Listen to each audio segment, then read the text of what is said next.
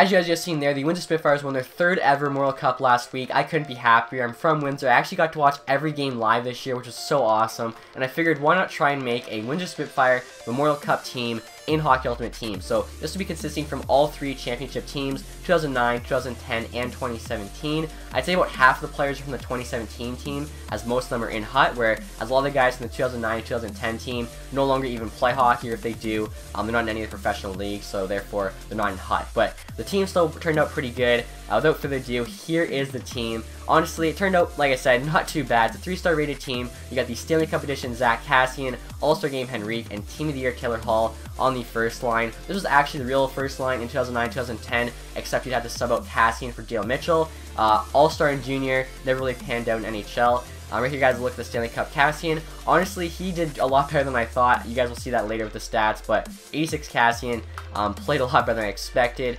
You got the All-Star Game Henrique here. Pretty solid player, obviously our first line center. And then the Team of the Year Taylor Hall, I expected to be the best player by far. You can see he's got 5 synergies. All 5 of them are filled out. But honestly, he didn't do the best for us. He did good, but not the best, as you guys will see. Second line here, all player of the game line. We got the Velarde here, 86 overall, Logan Brown, 87, and then the Natten in there, 85. All 3 of these guys are obviously junior cards, so their offensive and defense awareness are both really low.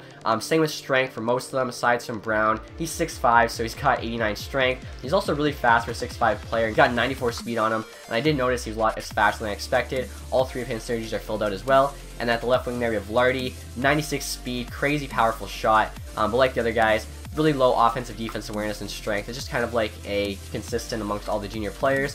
Third line here, we have Addison, LeChuck, and Tunique Watson. I used him for the 2 points there to shot blocking.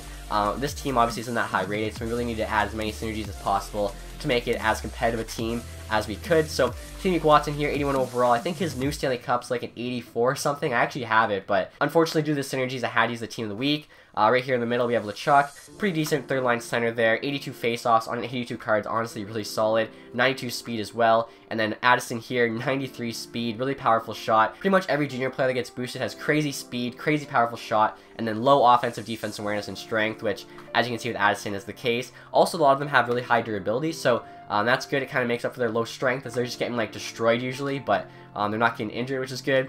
Fourth line here isn't the greatest. We have Boca here, Scott Timmins, and Knott. So obviously both Boca and Knott were on the 2017 Memorial Cup team, and Timmins was actually on both the 09 and 10 team, just like Hall and Henrique. So Boca here, 6'7" overall, isn't very good at all. Only used him for the team wheel synergy.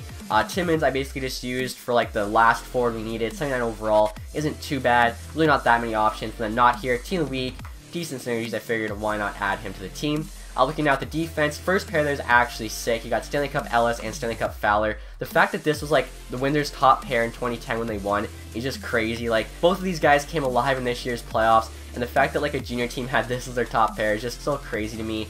Ellis too, like, put up over 100 points as a defenseman in junior. His Stanley Cup card is really solid too. You can see his stats there. Solid synergies as well. Fowler even has the exact same synergies, so they complement each other well. They're just both really, really solid defensemen in this game. Second pair there, you have Jesse Blacker. He was actually on the 09 team. He now plays in the Dell. Paired him up there with the player of the game, Sergachev. He's another one of those boosted junior players, so he has really high speed, really high shot power. Offensive and defense awareness, though, could both be higher, even his strength. And then Blacker here, 80 overall, isn't that great, but his synergies are okay. He's a team of the week card, and I actually seen him on the market, so I figured why not pick him up. Pretty rare card, I'm sure. And then finally here on the third pair, we have Sean Day and Logan Stanley, both of course on the 17 team. If you guys didn't know, Stanley is huge, 6'6". I think he's actually like 6'7". I think that might be selling him short.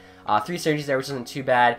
Obviously strength there at 88. He's actually got less strength than Logan Brown, which is pretty surprising. 90 speed though on a 6'6" player. 97 slap shot power, 96 wrist shot power. The 75 offense awareness kind of hurts him though, which sucks. But overall, you know, a decent card. Forgot to mention too, the Sergachev has 2 points of team wheel, which is huge. Next here, just gonna quickly show you the special teams. I basically just ran like the top 6 forwards and top 4 defense throughout pretty much. So first line, the power play is literally just the starting lineup. The second line here, we add Velarde in for a defenseman, then throw Natten on the wing. Power play here, you can see Hall and Henrique again, Velarde on D. Then we got Natten, Brown, Ellis, and Addison, basically just our fastest / best players. Penalty kill again, Hall and Henrique I think are on every single special team. Ellis, Fowler.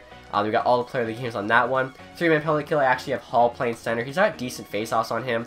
75 face-offs, so I mean, I think that's better than a lot of these guys, and obviously 94 overall, best player on the team by far in terms of rating. Our goalie, starting goaltender there, Michael DiPietro, player of the game, 84 overall.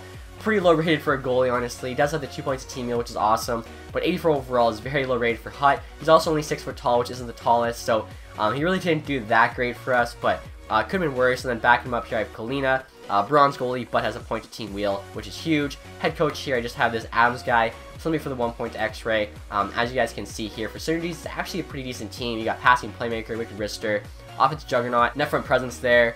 What else do we have? Cycle game, team wheel, which is huge, the most important synergy in the game, team shot blocking, and then at the very end here we have X-ray, which in my opinion is probably like the second most important synergy behind team wheel. So really wanted to get those two synergies in the team, and it's awesome we did. So now you guys are probably wondering how this team did. So I played 3 games with them in competitive season.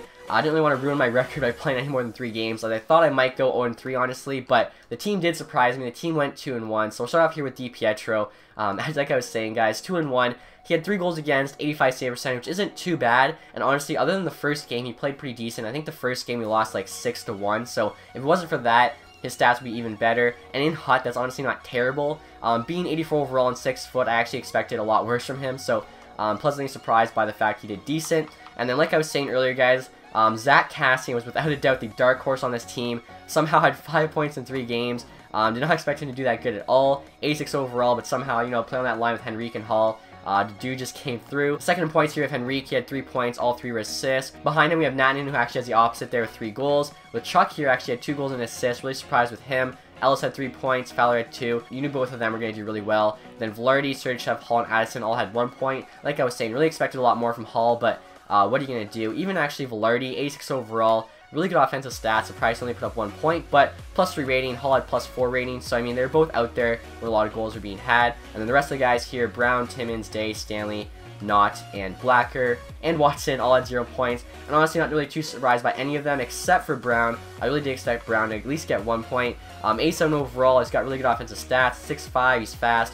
For whatever reason, though, it just didn't happen for him. But honestly, guys, I built this team more for fun than anything else. Didn't really expect them to, like, go 3-0 and just absolutely destroy people. It's a 3-star team, but I'm a huge Spitfires fan. I wanted to see kind of, like, what an all-time World Cup team would look like. So hopefully you guys enjoyed this video. And also, one other thing I'm going to do for you guys. So I'm going to be giving away the entire first forward line here, the Stanley Cup Zach Cassian, the All-Star Game Henrique, and the Team of the Year Taylor Hall to one lucky person, except this time it's available to both Xbox One and PS4, guys. Both consoles can win. All you gotta do is like the video and leave a comment. Let me know your gamertag/PSN, and that's it. So if you want to add something else, you're more than welcome to do so, but obviously I need your gamertag or PSN so I can find you and give you the cards. But other than that, guys, that's it for the video. Hopefully you enjoyed it. If you did, leave a thumbs up. Thank you guys for watching. Have a nice day. Goodbye.